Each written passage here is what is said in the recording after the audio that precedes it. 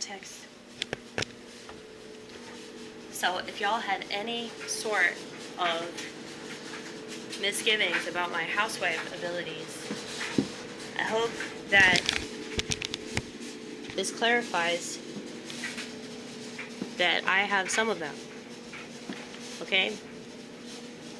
Because I'm able to wash my clothes. It's kind of ridiculous because I have so many clothes. I mean, I'm a woman, so, you know. You'd know if you looked in my closet whether I have a vagina or not. Because it's just ridiculous how much stuff you can accumulate in such a short period of time. But yeah. Where are we gonna go now? Downstairs. Downstairs. Okay. Hold on. But yeah, women really have a problem with that. And I think it's because we're always having an existential crisis. You know, as a woman, you have responsibilities. You have to give birth, you know. In order to do that, you gotta like work on your daddy issues so that you can be able to keep a man. You can be able to keep a man? Yes! My grammar sucks. I know it does. But that's okay. Because I've worked on myself, just not in that particular area, okay? So shut the fuck up. Okay. So, let's see.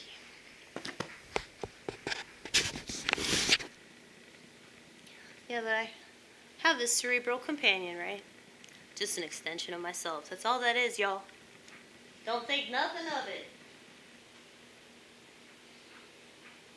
A lot of people, they gotta make it about something, you know. Trust me, I've already made it about something, you know. I could very easily transform anything into whatever I want it to be. And I think that that's what makes me have somewhat of a leg up in relation to the rest of society, because I don't think that they're really conscious of things that they do and ways that they behave. I think that they are too technologically dependent. And I'm not just saying this because I don't have a smartphone. It's like, well, it's sad. It's really sad. I just want to save the world, y'all. That's why I'm so mean. Okay? But it's kind of a moot point, you know, everybody's already gone. But it's like, if I seem like I'm being harsh, it's just because I am sad for the state of the world and everybody's eventual demise. As if that hasn't already happened yet, right? So, I don't know. I'm so lucky, though, that I'm fucking schizo, because we're just able to live in this whole other place, you know? And it's great, honestly. I feel like a fucking tour guide or something, like, hey, man, you should come to fucking schizotypal personality, because it really is the best one, you know? You can be entertained all day just by thoughts in your head, you know? You can confuse everybody with your wardrobe. You can make people think things about you that aren't true and deny things that are, you know? You have the power within your grasp to make everybody misunderstand everything that you do. So, yeah, I mean, all these other people that claim that they're misunderstood, like, they have no idea. And really, like, if I just keep talking, especially about the smartphone situation, like, they get defensive real quick. It's so funny.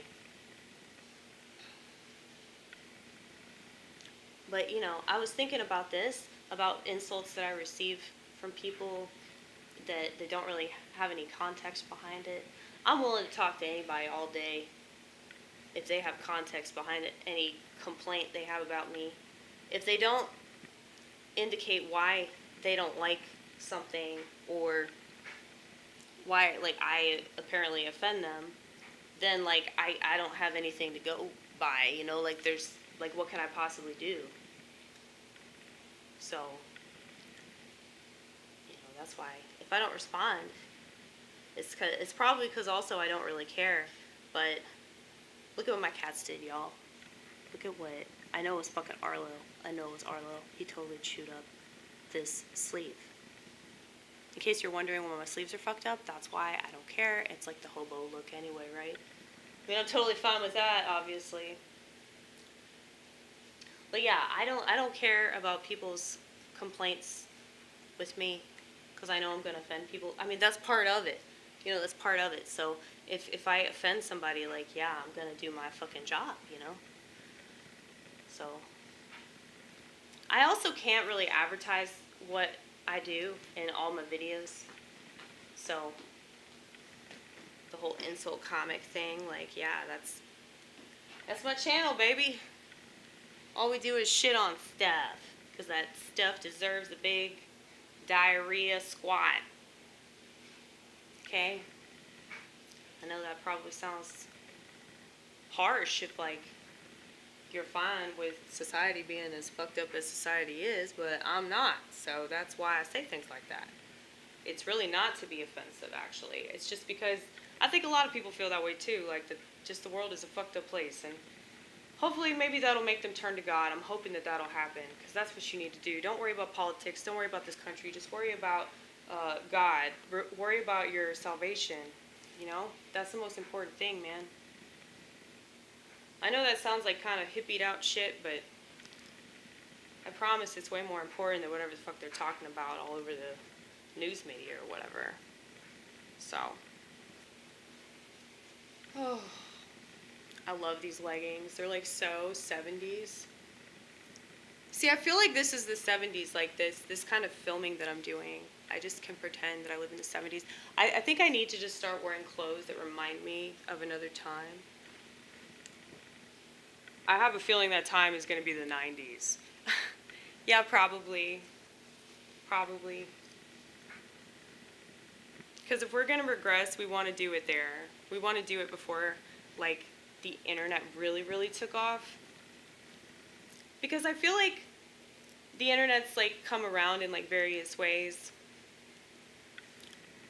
And I think that it can be used for good, but maybe it just kind of proves how bad the world is, because as cool as the internet can be, like, as much as you can learn and as much as, like, you can communicate and you can reach people and everything, like, that's amazing, you know? And I understand, like, the appeal to having a smartphone, because then you can, like, have that sort of contact all the time. But that's also really dangerous, you know? And especially when that contact isn't even real, or it's just really fabricated and fake, you know, like, that's dangerous. That's really, really dangerous. And I don't know, this world is like the shadow world, and the internet's like proving that. So in a way, like, I'm grateful for it, but at the same time, like, just seeing everybody do this all the time, it just makes me so nauseous, man. Because I work at Steak and Shake, if you don't already know, and I see all these, like, American families, you know, come in, and they're just so depressing to look at, because, like, they just, all of them just stare at their phones, you know? That's really sad. That's really sad that people would rather do that than anything else. But I guess it just appeals to our nature to, like, have to be entertained, and, like, we just don't want to think about anything real, you know? And so you can tell yourself, oh no, I am, like, looking at stuff that's real, like, but that's also made up, you know? So, yeah, we don't trust anything about the world. But I think that that's, like, too daunting of a reality for most people to live in. So that's why they can only smoke weed for so long before they end up in a mental institution, you know, because knowing how shitty this world is really, really depressing. So, I don't think that most people smoke weed for that reason, though, man. I think that, like, a small group, well, I feel like it used to be more, like, geared towards that sort of line of thinking, you know, where you, like, didn't trust the government and you question authority and stuff like that. But, you know, it's also used in a lot of rituals. Some of those rituals not so good. So, I don't know. I guess it just depends on how you use it and how you look at it. Mm-hmm. Perspectives. Yeah, it's cool to be schizo because, like, you can process all this information at once. So I guess, like, in a way, like, we are a genius because of that, but it's also terrible to be a genius. Like, I had some comic, God, I forget his name, I feel really bad, but he was a sweetheart. He's, like, really fucking gay. He's not gay, though. Apparently he was, like, a pastor or some shit. I don't know. He's, like, super progressive, but he's a really nice guy, though. Really, really nice guy. Said he's a Christian. But he's, like, he sounds gay, but he's not gay. If you watch the podcast that I was on recently, it's on the, what is it called? Deliciously Nothing. Deliciously Nothing podcast. Apparently it's like a thing for them to just like get fucking trashed and interview comedians. So I didn't even know this going on it. I just went on it because Ronit wanted me to. She's my friend. So really, she just wanted me to drive her there. But then she got me on the show. So love you bitch. But yeah, it was fun. Everybody was fucked up. But, well, not everybody. I think like there were a couple people there that weren't like totally annihilated, but yeah, for the most part, people were pretty fucked up. But what were you talking about in relation to that? Doing comedy or something? Oh, somebody, that guy. The dude that's like not gay but acts gay. He has the voice. He talks like this. Like that's seriously how he talks, dude. Like that gay lisp and everything. But, you know, he talks about beautiful women. Yeah, that's so like fucking simp, you know? Yeah, in a way it is. I don't know. I think it's more the culture. Maybe I'm just being nice because he was like so nice to me. But he told me, he's like, you make it look so easy and the rest of us hate you. He was being nice about it, like he was giving me a compliment.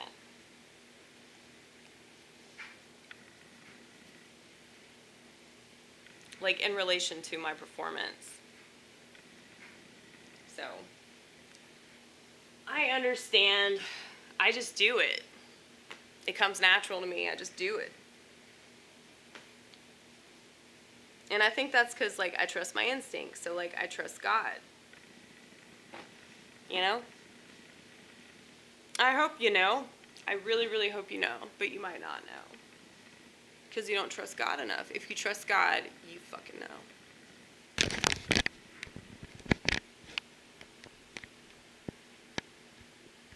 I'm still recording. Yeah.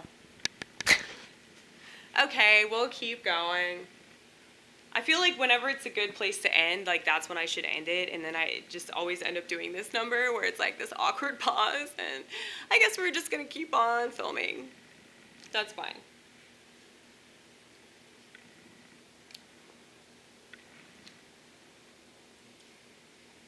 You guys, I've done 3 loads of laundry today, okay? Did 3 loads of laundry, and cleaned out my car. Clean out my car so I could find something that I've been missing for 2 days. That always happens. I always lose something. And what else did I do today? Oh, I made some cookies. Some really, really, really good cookies. Some awesome cookies. Really, really good, really well-baked cookies. You know what I'm saying? Hope you know what I'm saying. But, yeah, did that shit. What else? I don't remember what else. Of course you don't. Of course I don't. And, let's see. I think that was it. Because, like, yeah, I'm just shooting videos because I actually watched all my videos, which is weird. Really, really weird. Because it usually, takes me some time to watch. I realize I just need to put up as many as possible. So then, like, I always have shit to do. Because whenever I feel like I don't have anything to do, there's, like, this period of, like... And then I hate feeling unaccomplished. Because I always want to do shit.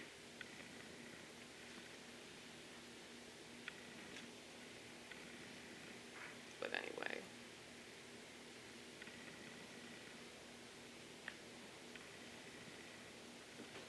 I'm so excited that I have all these clothes. Look, y'all. See? I told y'all. Housewife abilities. Not so much over here, though. You see all that shit? That's like all my hoarded shit. It's like, oh, I'll do something with it. I'll make an art project out of that. I'll do something really cool and creative. And, you know, I managed to do all those posters. So, yeah, the posters are creative. And I've made crosses. My priest put them all in a fucking basket. I mean, a lot of people got them. We did this, like, art thing at my church. This little, like, auction thing.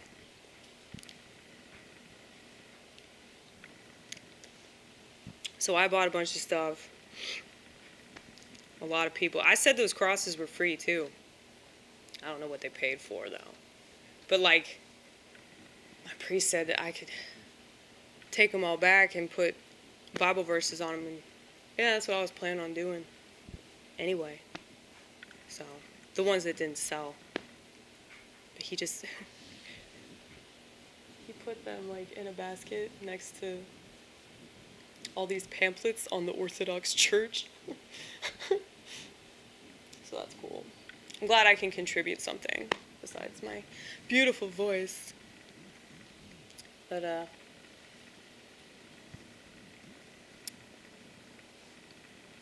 yeah, what's really cool about the Orthodox Church is, like, everybody sings.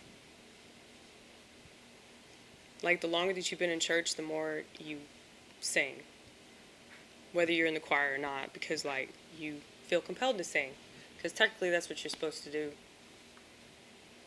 So if you go enough, like, you know the Divine Liturgy.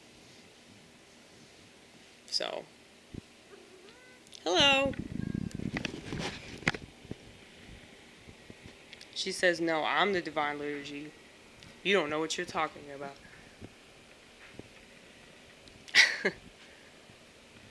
I wish you could come with me.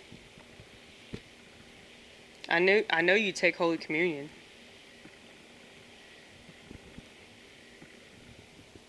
She wouldn't know what it was, though. So it wouldn't really be fair.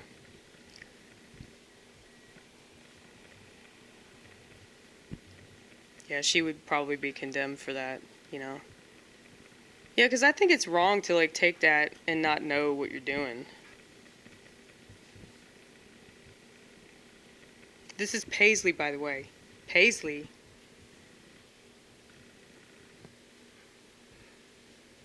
Look at this thing that my mom gave me. It's creepy as fuck, isn't it? It's like from the 70s.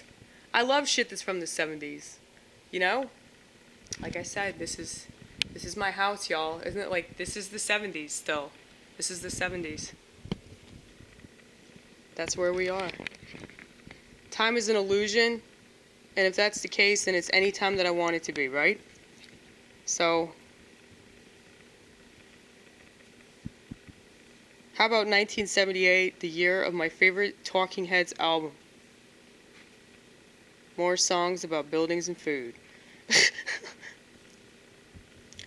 That is a really good album.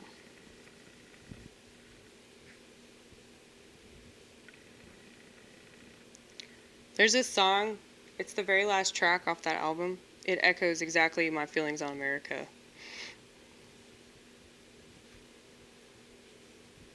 It's called The Big Country. And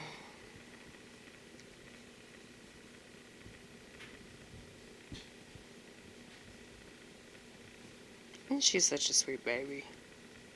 Yeah, because you're giving her what she wants. That's the only reason. Yeah, see, we're well aware of, like, how pets really are. you know? And sometimes I think it's kind of fucked up that, like, we as Americans and we as, like, Westernites, I call us, we think that, like, cats and dogs should belong to us. All kinds of pets. It's weird. It's weird. I really want a skunk, though, I'll tell you that. Apparently their demeanor is similar to cats. But I think it's fucked up that we, like, raise cats and dogs, and so fucked up. That's why I have 2 cats. No, but, I mean, it's like, this is the way that it is, though. Like, in America, you're allowed to have pets. You know, somebody needs to take care of them. Because now that they've been domesticated, like, they require that. Yeah, because it's not like it used to be. Yeah. But she's a good cat. She's annoying, though. She's fucking annoying, and her brother's even more annoying. But he's the tranny cat, though. Where are you, Arlo? Arlo! Arlo! See, any time that I say her brother's name, she starts whining. And she wants more attention. Yay! Yes, lick your butthole. Do that shit. Arlo! I have a feeling he's upstairs. I'm just waiting for him to come down. Arlo! Arlo. Arlo. Arlo. You have to accept that he's not going to come down. Yeah, I do have to accept that, but I don't want to. Okay, well, just look at her.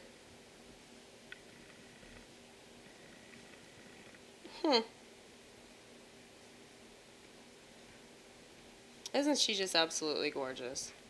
Like, cats are just so beautiful. Because they do what they want, when they want, where they want, how they want. Yes, yeah, they're like the most independent things. But they're so sweet and affectionate, they can fool you into making you think that they fucking love you. But no. They love that butthole, don't they? That's right. Oh, she's fucking with her tail. Yeah, dude. I used to want a tail so bad. Like, I used to pretend that I had one. And I don't remember, like, what day it was, like, when I just accepted the fact that I didn't have a tail. But I moved on with my life. I think it was, like, when I was 8 or 9.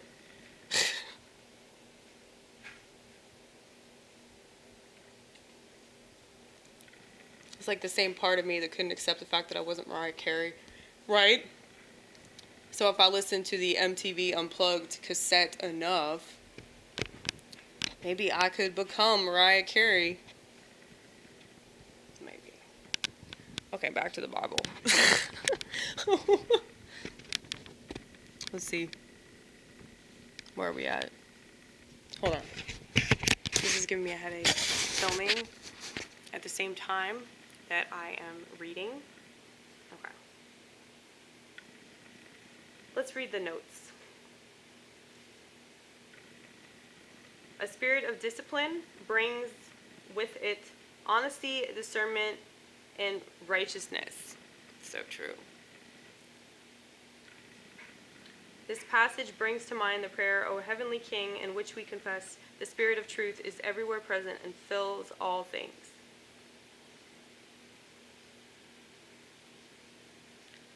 Yeah, so it's like if you understand what's going on with everything, like that's God right there, you know? That's why I'm saying you can't get mad about certain things. I mean, you can, but you know it's useless, so why do it? God intends for man to have eternal life. Evil and death are not of God's making. Exactly. So once you realize that, it's easier and easier to turn away from that. This worldview of the ungodly has not changed markedly in the roughly 3,000 years that have passed since these lines were penned. So what are they talking about? Let's just keep reading it. Okay, so this is from the Wisdom of Solomon. We're still on chapter 1. God made life, not death. Do not be zealous for death by the deceit of your life, nor bring destruction upon yourself by the works of your hands. For God did not make death, neither does he have pleasure over the destruction of the living. For he created all things that they might exist, and the generations of the world so they might be preserved. For there was no poison of death in them, nor was the reign of Hades on the earth. For righteousness does not die, but the ungodly summon death by their words and works. Although they thought death would be a friend, they were dissolved. For they made a covenant with death, since they were deserving to share it in common. An ungodly view of life. For they said among themselves, as they reasoned incorrectly, our life is short and painful, and there is no cure for the death of a man. For no one has been known to return from Hades, because we were born by chance, and after this we shall be as though we never existed. For the breath in our nostrils is smoke, and our speech is the spark kindled by the beating of our heart. When the spark is extinguished, our body will return to ashes, and our breath will disperse like empty air. Then our name will be forgotten in due time, and no one will remember our works. So our life will pass away like the trace of a cloud, and be scattered like a fog. Driven away by the rays of the sun and oppressed by its heat, for our appointed time is the passing of a shadow, and there is no return from our death, because it is sealed up, no one can turn back. Come, therefore, and let us enjoy the good things that exist, and make the most of creation as quickly as possible, as we did in our youth. Let us be filled with expensive wine and perfumes, and let no flower of springtime pass us by. Let us crown ourselves with rosebuds before they wither away. Let none of us fail to share in our arrogance.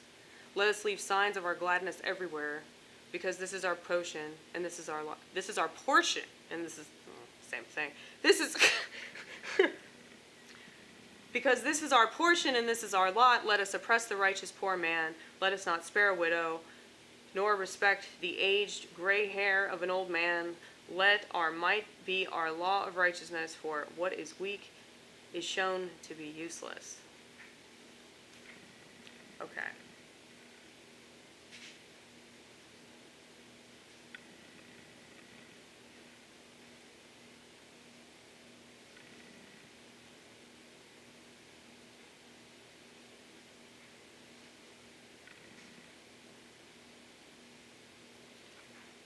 So it seems like this is just a really depressing way of looking at things, but more honest. I think there's more honesty to it, though. Yeah, this is very poetic. Extremely poetic. Honestly, I don't like poetry very much. I really don't, because I think it's annoying. It's pretentious. It's totally pretentious.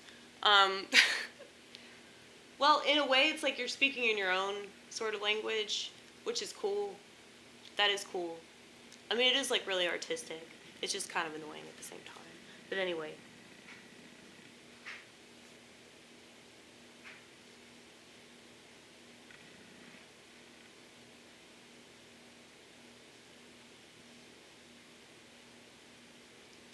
Seems like people just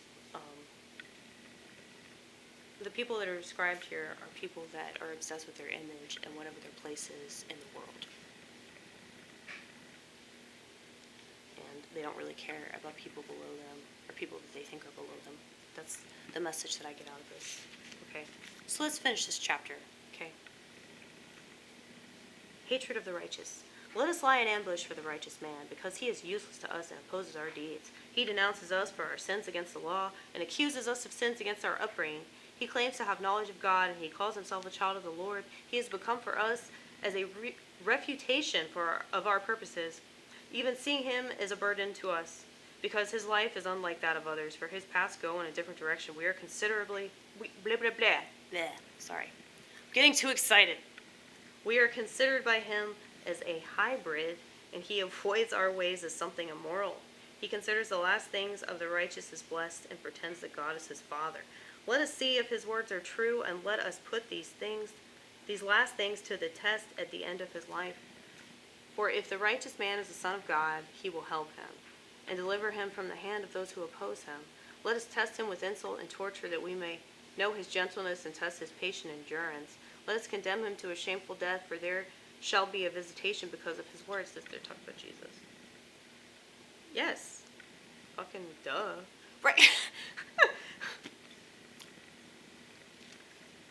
Okay. Let us condemn him to a shameful death, for there shall be a visitation because of his words. So they reasoned these things and were led astray, for their mouths blinded them. But they did not know the mysteries of God, nor hope for the wages of holiness, nor judge the reward of blameless souls. For God created man for immortality, and made him an image of his own eternity. But death entered the world by the envy of the devil, and those of his portion tempted. So true. Many church fathers see this passage on disdain for the righteous man as being fulfilled in the life of Christ. This whole thing is about Jesus. So, Wisdom of Solomon prophesies about Jesus Christ, aka JC Dollar, according to yours truly.